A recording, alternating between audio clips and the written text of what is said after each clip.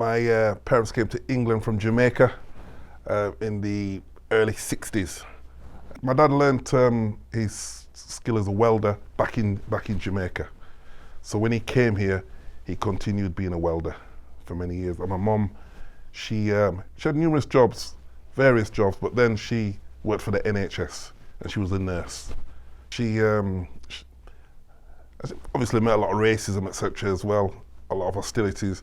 So she wanted to go back. She was trying to persuade my dad to go back, but he didn't want to go back. I suppose, you see, once you leave the Caribbean and you come to England, you've kind of like under pressure to make it. So if you go back, you're kind of like seen as a failure, and it's embarrassing. I grew up in Chapeltown, a black area, so many a time you get people driving 100 miles per hour, wind down the window, shout racist names and stuff like that. My mother always said, education, education. You know, she said, study hard at school, education. Especially the black boy, you know what I mean?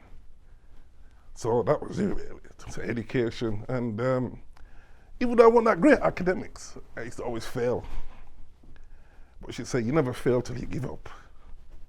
And I just kept on going, even though a lot of people said, oh, you know, one or two people said, you'll never become a lawyer. You'll never make it. The Windrush generation, descendants, please, go for it. And it's not easy, you know, going through education, it wasn't easy. As I say, you're gonna get a lot of people tell you, you ain't gonna make it. Even some people, you know, from your own community tell you, you ain't gonna make it. But you've got to press on. And I assure you, it's worth it in the end.